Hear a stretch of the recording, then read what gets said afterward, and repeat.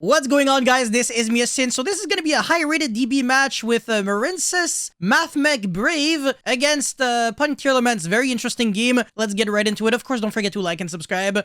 So the player going first will be the Mathmech. Marincess, oh my god, this deck is so spicy, okay? So the opening hand is Battle Ocean, Ligma, Super Factorial, Silent Mining, Desires. What a great hand for going first, man. Against Xiamen, Super Poly, Field Spell, Instant Fusion, Super Poly.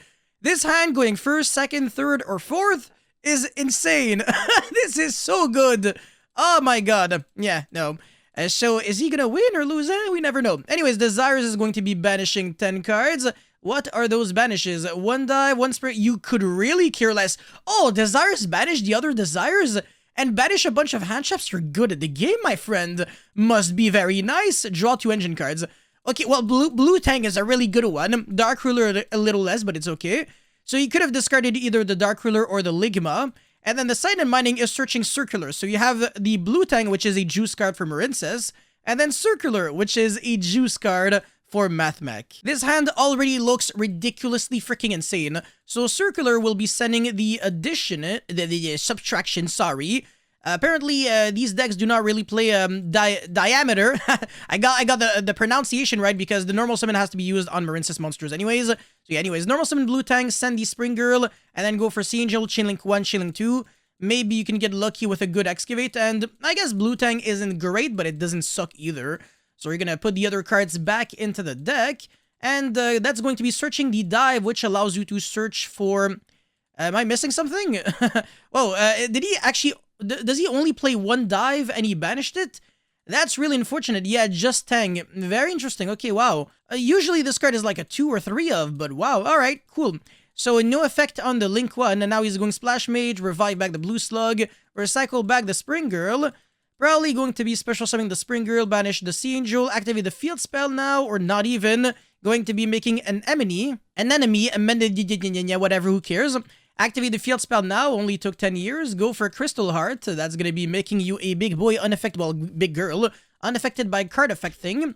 Make the Aqua Argonaut give him a lot of attack. Well, give her, Jesus, holy shit. Take any damage, interesting. Time has not been called then. Set Super Factorial and pass, so that's a nice Super Poly board you got there. Top deck, a very spicy card as well. Shinobi Necro. If another zombie monster special summoned from her grave, while you control this monster except during the damage step, you can draw 1 card, then discard 1 card. If this card is in the grave, is banished face up to activate an effect, or buy an effect. So if you banish it off of Chaos Ruler, you can special summon this card, but banish it and release the field. So that is the synergy. It's you summon this off of Needle Fiber, you banish it off of Chaos Ruler, you revive it back, and then you can keep making more synchro plays so that you can make Baron and something else. Anyways, on the summon of the Xiamen, the Super Factorial will trigger, so revive back 3 Mathmech monsters from the grave, make the Laplacian, and that's basically Trishula right there. Really scary card, so that makes you lose 1 card on the field, well, 1 monster, 1 spell and trap on the field, so in this situation, nothing. A card from hand, random. Everything, by the way, everything is sent, it's not banished, unlike Trishula. And then if you have the diameter underneath, you also get an Omni Negate, but that was not the case, and that's the reason why I made the, I made the observation earlier on. Anyways, going second with the crack. Ash, Ogre, Nibiru, Pascalis, and Foolish Burial. My man, you're just good at the game, what can I say? Although I will say Nibiru and Ogre against this deck, not the best. Ash, on the other hand, pretty good. This hand is also ridiculously good, I'm not gonna lie. Deck Devastation Virus, Foolish Burial, Galaxy Cyclone, you can mill this card and out Mystic Mine with it. And then the Prime Vol Planet Perlerino with the Emergency Teleport. So 2 juice cards, 1 extender / semi-starter, depends on the situation. And then you already have your out Mystic Mine, and the way to blow out your opponent in case they have to rely on high attack monsters. And of course, if you don't get a hand trap earlier on, then you can use this deck dev to make your opponent lose hand traps as well. Anyways, the Emergency Teleport will get ashed. I keep seeing this, man, on online simulators. People just don't respect Gamma, and they don't respect you hard drawing Xiamen or Ogre Dance or a second copy of Emergency Teleport, because this can seriously screw you over, like, big time. Yeah, it's a high risk, high reward play, but usually it's mathematically incorrect to ash an Emergency Teleport when I have no monsters on my field and 4 other cards in my hand. It really depends on the context, but yeah, I don't like it. Anyways, the Field Spell is now going to be searching. I don't know if the correct move is to go Field Spell first or Emergency Teleport first. Try to see if the opponent would Ash the Field Spell or Ash the E-Tally. Either way, it ends up being the same. Anyways, normal summon the Rhino Heart, and then going to be Foolishing for... Usually, it doesn't really matter too much, but I try to not send the Meru when I have access to the P.U.N.K engine because I can summon the Baron, and then when I summon the Meru off of Kid Kalos, I can destroy my own Meru with Baron, and then summon using that Meru. So yeah, when you go Rhino Heart, send a Tearlaments, when you have like nothing else, they're all kind of the same, except maybe sometimes for Meru. Whatever, so that's going to be fusing for Kid Kalos, of course, no shit. And that's obviously going to be searching for the meta noise, because why the hell would you be searching for Meru when you already have the Foolish Burial that can search the, well, that can send the Meru, and then you can go Kid Kalos, revive back, mill freaking 8 cards. Relatively high likelihood that you mill Meru and or Haffinis or the other way around, so that way you will be able to get a grand total of 2 fusion summons, which is still not too bad. And also mills the freaking Salic, because why not to be... you know, why not at this point? Why freaking not? Yeah. Jesus, man. Some guys are good. So yeah, you're searching a monster from the deck, and you're double fusion summoning. So Dragos Tapelia, as well as either the big boy... Or, I don't really know. Yeah, this, I guess. Garura, Wings of Resonant Life. Also could have made the other big fusion monster. Would have made sense, because you have, you know, so many ways of, I don't know. Now at this point, Garura with this, can you really do something of relevance? Like you're making Splight Elf, all that, just to kind of, well, draw 1 card with the Garura first, and then try to go for maybe a Splight combo with Gigantic Splight and stuff. I don't know if that really makes a lot of sense. Like, what would you be doing? Like, Sprite Elf, revive back the Meru, and then go for Gigantic Splight, and then detach, summon not Swap Frog, because you already used the effect of Splight Elf, and you're probably gonna have to play like 27 bricks. I really don't like this engine, honestly, in this deck. Yeah, anyway, set the meta noise as well as the deck dev, and past turn here, very, just weak overall. Gonna get hit by that Nibiru now. And now the deck dev can no longer be used, and the meta noise is also useless. So all you have to do is not play into that Hafina. So it's actually funny, because even by milling double Tearlaments monster with this hand, this boy could have still lost the game. The reason why he still has a potential interruption is because of milling the probably one of or 2 of Salic to search the Haffinis. But yeah, again, this hand was also very above average. I don't think Nibiru can... Oh yeah, Nibiru can jump over because the defense stat is actually very weak. Only Dragos Tapelia gives it any defense. Yeah, Foolish Burial, send the Aquamancer. That's going to be able to get you a search for, I guess, the Rite of Aramesia, which is ridiculously insane, because even if you get hit by deck dev, you don't really care since all the monsters are really high attack. You're gonna get that Journey of Destiny, and then that's probably going to be using its effect right away, because you don't want to use Desires right now, and I don't really think you want to use your normal summon on Pascalis. That wouldn't really be super optimal. I guess the correct move would have been, yeah, I mean, you don't really care about the Ogre here, so... Yeah, discarding the Ogre definitely makes sense, and then special summon the Wandering Griffin Rider, gonna be able to get you a search for the Eclipse Spell. I don't really know why people are summoning Griffin in defense when they're going second, especially if you're summoning the token in an attack. I mean, they're all like 2k, so might as well summon everything in attack just so... And then you could potentially apply more pressure. Anyways, Desires is banishing. Again, you're good at the game. Must be nice. The second Desires, as well, to be fair, the banishing double Seahorse might not be super optimal, but it's also not the end of the world. Oh, there was another card. Never mind, so he banished triple Seahorse. You're less good at the game than I thought. Never mind, you're still as good as... Jesus, man. Frickin' Blue Tang. Oh, that is so good. Anyways, get that Eclipse Spell, which is bouncing back the Meta Noise. Okay, wow, so now the Haffinis is even worse than I thought. Jesus. Yeah, so normal summon the Pascalis, and then go for Sea Angel, which can search for the Dive, or the Field Spell, but that wouldn't make any sense, and then trigger the Haffinis. It is not in your benefit or strategical advantage to negate with Griffin Rider, because it negates and destroys, which means that the second effect of Haffinis to fuse will trigger, and that will turn on the Deck Devastation Virus. So you might as well just let it resolve, because it relies on luck anyways, so you have to successfully fuse for a monster.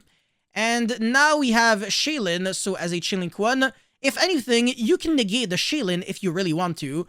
And I want to say this makes sense, and the reason for that is because if that is a Meta Noise, to be fair, that could have been a Meta Noise. There was no way for him to know because he knows that he still has to play around the Meta Noise. So you know what?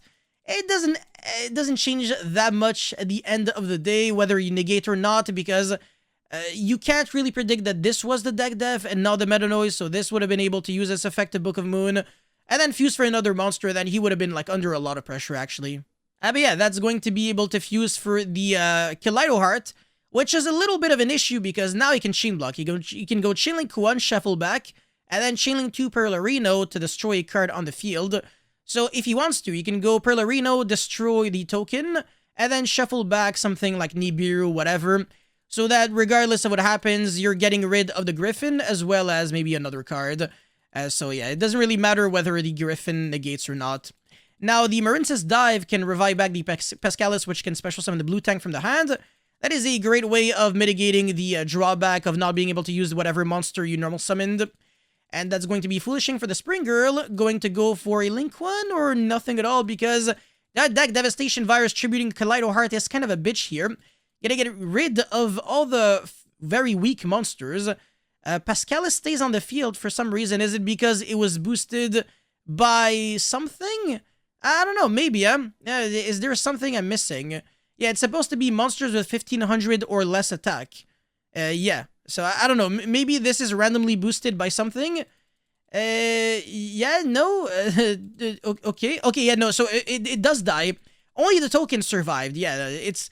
Deck Devastation Virus is really nasty, man. You lose every monster on the field and in your hand that has 1500 or less attack. So all you can really do is attack over the token with the token, actually. And top deck Reno Hard because sometimes they're good, sometimes they're good. It's actually funny because if he didn't top deck an extremely good card, he lost that game. He wasn't losing... Oh, you know what? Not necessarily, because the Meta Noise... He could have, like, set the Galaxy Cyclone and the Meta Noise and then relied on luck. That's going to be Foolishing for the Shaylin. Obviously, he doesn't really have to worry about any interruptions. That was literally, like, the best top deck imaginable. It's actually crazy. And at this point, I really don't see how you lose, because Kid Kalos is kind of game on its own. You can search for Meru, revive back the freaking fusion, and do a little too much. So yeah, now obviously we're going into a third and final game, but this deck is just being disgusting going first. It's crazy. Rite of Aramesia, Aquamancer Desires for the 7th billion time, Super Factorial Imperm against Alphinus, you're bad at the game, Xiamin, Reno Heart, and Meru. Okay, wow. 3 different Tearlaments monsters with a very good P.U.N.K monster, but it could have been Emergency Teleport, so it actually does conflict with Reno Heart, unfortunately. And that's the kind of hand where you really want to have Shaylin because you have a bunch of Tearlaments. So I want to say, if anything, this is a below average... Well, not really a below average hand, but it's just a suboptimal hand when you're trying to go second and break boards. And, of course, the driver should have been Gamma. So, my friend, you did get a little unlucky. Anyways, the Rite of Aramesia is going to be summoning that token, get the, Journey of Destiny, summon the Water Enchantress, get the Equip Spell, and then going to be searching the Griffin Rider, discard the Equip Spell, etc. Blah, blah, blah. Where have I seen this before? Oh my god. This is so innovative, so unpredictable, man. How was I supposed to freaking predict all those plays? I'm so good at this game. Desires, what did you banish? Wow, okay. Oh, okay. That's actually big. Field Spell and the Dive. So in other words, the Sea Angel can no longer do anything of value. Gonna be getting the Pascalis and Silent Mining. I'll always get the starter cards and the really good juice cards with Desires. Haha. Let's go. Silent Mining, discard Pascalis, and then going to be searching for Circular. So that's the way you can get to your full Mathmech play, because you can go Circular, pitch the Sigma, and then revive back the Sigma, search basically anything with that Circular. It really doesn't matter. If you're playing Equation, you can search it, but I don't think if you're playing Super Factorial, you're really playing any other Mathmech cards. So yeah, the only spell in Trap Mathmech that you can search is the Super Factorial. Going to be making the Alambertian, which can search for anything, but that's probably going to be subtraction or addition. Yes, and then going to be targeting the Alambertian. Oh, hold on. The Alphinus is going to be triggering its effect, so yeah, we never know. Maybe it's going to get very lucky, or not. Oh, Sharakusai. Okay, I've seen this in a few P.U.N.K Tearlaments decks. I don't know if I really agree with that one. Anyways, summon the subtraction.